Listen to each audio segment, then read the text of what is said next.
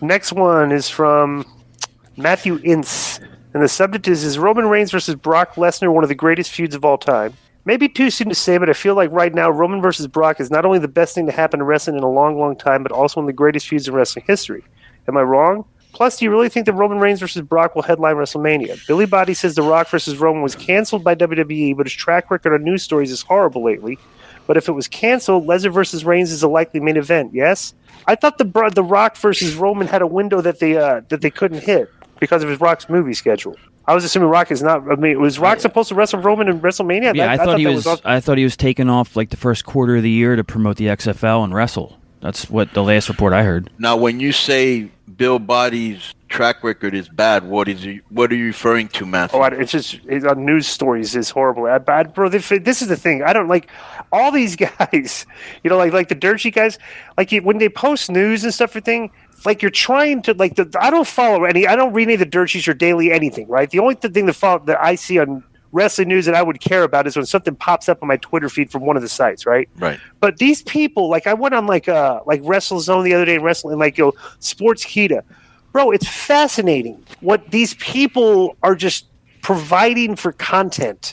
Like none of this interest. Like if you go on Sportskeeda and like you click and see all these, literally nothing will interest you. I guarantee you. And like you're in the business working something, but like these sites are posting like just the most boring. But like there is this crowd of people, I guess there's a market of people that are interested in the daily happenings of professional wrestling news, which I am completely. Yeah, but you got to remember, but you also got to remember, you got to take it into perspective. You're a guy that has been watching wrestling for over 40 years. You've seen so much. And there's a lot of new fans that are watching it for the first time in 5 years. They're excited. They're like, holy this is something new for me. So, you know, there's a big difference between you know, like me. It's very hard for me to sit through a whole match, bro. It really is. Because I've seen so much. Yeah, you know, unless I know it's really, really, really going to be good, I'm not going to watch it. Well, here's what I do. I give it for a match 30 seconds to a minute. It's like if these guys like start a match and and I'm not turning it off, or it's like that's how I like these guys got to catch me on this stuff, especially if it's like a match that I don't know the finish. Like, but I'll fast forward everything where like perfect example. What was the first match on Dynamite Saturday night, Joe? Daniel Bryan versus what's his name? Who the hell was it? Dustin. Versus Dustin Rhodes. That was a good match. It was a good match, but okay, it was like almost like 15 minutes long, and you knew who was going to win, right? You know, so it's like, all right, it's like for a guy like me, you could have done a good solid 6 minutes right there, and I'd been satisfied with it, but I fast forward through it because I knew who was going to win, you know. So I don't. Well, these fans now equate short matches with stinking. If it's not 15 minutes, it's not good. You know, right. Oh, they didn't have time. Fan base, like I said, I'm detached, but but guys like me and Konnan are detached from this up and coming wrestling fan base, these new fans that they're trying to educate to stuff that they like, and it's just like this wrestling business is so wrapped up in this nerd culture that it's like they're just interested in things that I'm not interested in, you know? Yeah, nerdy, you know. So that's and it's like these are the new and we fans, all have nerd friends, so it isn't, you know, they got something, you know. But it's like, but this stuff doesn't interest us. Right. You know? It's like, like so, and it's I'm not into toy collecting. I'm not into all that. That nerds would be into, you know, what those wrestling card games. Right, yeah. I couldn't believe when I was on the Jericho Cruise, Ortiz and Sami Callihan were playing some wrestling card game with the fans. I was like, what? Oh, my God. Unbelievable. Don't edit that story out because Ortiz's gimmick will be. Looked like it was a tournament. Looked like it was a tournament. Oh, jeez. All right, so what's our next story? All right, so this is a good one. This is the exact moment of where The Rock and Roman Reigns was scrapped or moved to WrestleMania 39. So and the exact weekend it happened and why. So they're not. So Rock and Roman is not a thing for WrestleMania this year. Not this year, but it's supposed to be the year after. Who do you think is this year? I'll talk about it now because there's two options, but it's very likely just to be Brock and Roman again. So here's the background of it. So Rock was supposed to be facing Roman this year. Rock told WWE, my schedule is free because I'm going to be promoting the XFL and I'd love to talk about XFL on WWE, on Fox and whatnot. So they said, yeah, that's fine. Now the XFL has been moved. So The Rock is still free for to do that WrestleMania. But obviously, there's no XFL, so I don't know if he's going to come in and do something at WrestleMania 38, but he's not facing Roman. He's supposed to face Roman at WrestleMania 39, where he'll be on TV talking about XFL and facing Roman Reigns. This may mean that Roman Reigns keeps the belt all the way till then. Now, the main event now has been changed to Brock versus Roman. The original plan was to just blow off Brock versus Roman at Crown Jewel. And the weekend that they decided not to do that was in between the draft. Now, I don't know if you guys remember this, because you probably do because you cover both shows. Do you remember on SmackDown where the Usos weren't drafted to SmackDown immediately and Paul Heyman had to go to Raw, right? Right. And it was a big story. It was the overcarrying story to Monday Night Raw. Right, and then it's kind of on the show, and then we got drafted.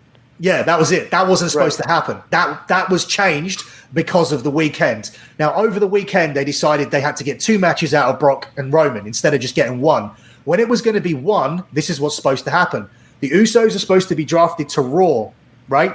The end of the show was supposed to be the Bloodline taking Heyman down to the ring to kick the shit out of him and kick him out of the group. That was the finish to Raw. But Adam Pearce and Sonya Deville were supposed to save Heyman from the beating and say, stop.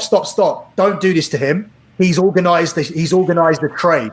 He's organized the trade. You guys are back on SmackDown. Let's introduce you to the newest member of Raw. That was supposed to be Brock. So Brock was supposed to be drafted to Raw as a trade for the Usos, negotiated by Heyman, at which point Brock would come down and clear house. So you would still have the doubt going into the pay-per-view. Why is Heyman negotiating still Brock's contract? Why does he have that much power? Whose side is he on? And then obviously at the pay-per-view, he would choose Roman Reigns. Brock would be on Raw, and he would have a Raw WrestleMania match, and Roman would face The Rock on SmackDown. That was changed literally that weekend. That's why you saw that weird shit that meant nothing. That wasn't supposed to be that. That was supposed to be, yes, they did go to Raw, but now they're back on SmackDown because Heyman's traded Brock for them. Yeah, it was weird because the thread on that show was like, hey, make sure you get drafted Raw. If he doesn't, leave him for dead. Yeah. And then next thing you know, they shows up, hey, we got you drafted. Right. All right, cool, good job, Paul. That's kind of like a weird. It's like, I wouldn't have wrote it that way. You know, right? No, that wasn't even a threat throughout the show, right? Yeah. Yeah, they're not that incompetent. So they were supposed to take him. They were supposed to take him down to the ring and deliver that beatdown. But he was going to be saved by Sonya and Adam, and Brock would have been. He would have traded Usos for Brock. So that was what was supposed to happen. So that was the weekend. That was the weekend they decided that, and then they went with that weird nothing thing on Raw because they need to get 2 matches out of this. The only reason why I say it's not a guarantee is because Roman will still face Brock Lesnar and Bill Goldberg at some point. So let me ask you this: this is XFL? What if The Rock? Like I don't know why The Rock is doing the XFL. I don't know how anybody thinks that another football league without NFL quality talent. I saw the way they produced it. It was entertaining for a couple weeks. The way they did the sideline interviews and like they did a lot of the WWE stuff on those broadcasts. But like nobody's going to watch subpar football. Are you talking about the second go around or the first? I'm talking about the second go around coming up right now. It's like why would this is the third try. Well, this is the third try, yeah. But it's the last time they had it before they took it off before the pandemic. Right. It's like some of the content was entertaining, like the interviews and stuff, everything. But like, why does The Rock think that this is The Rock's everything he touches turns to gold? Why on earth would he think that like this XFL is going to be a profitable venture and is going to succeed? I don't. And maybe he's competing with Vince. Maybe he's just showing Vince, hey, I can do this. You couldn't. I mean, I wonder what their relationship's like. What if the XFL is successful? What's the relationship between Rock and Vince McMahon going to be like? Well, Vince is letting him do WrestleMania when he wants to do it to promote the XFL on Fox. So I mean, the relationship must be fine. And I think there's a case of I don't think Vince feels like he failed. I think like a lot of the stuff with he's blaming on what's his name, Oliver Luck. Well, the pandemic as well. Yeah, but he's blaming. He looked like he's threw Luck under the bus too because they're suing the guy. Or remember he fired him. Luck is suing them. Okay. Luck is suing them. Yeah. Yeah, because he didn't get all his pay, right? Right. He wasn't fully paid. Yeah. I think if anybody makes it work, it'll be him. Like he's the biggest celebrity in the world. So I mean, I was shocked. I didn't start following on Instagram. Like a good Instagram follower has like 40, 50 million. The Rock's got like 200 something million followers on Instagram, like a quarter of a billion followers. I mean, that's fascinating. That's fascinating. More than Ronaldo? Is it more than Ronaldo? What is Ronaldo? Let me see here. How many does he have? I have no idea. Let's look it up. Yeah, I wonder who. Let me do this. Let's just Google this. Who has the most Instagram followers in the world? I think it's that girl from associated to the. It says Ariana Grande, Selena Gomez, The Rock. What are the numbers? Kim Kardashian. Oh, it says here, Christopher. Okay, who has the most Instagram followers in the world? You know what this first thing says here? Footballer Cristiano Ronaldo with nearly 315. Oh my God! Wait. Instagram's 315 million. Unbelievable.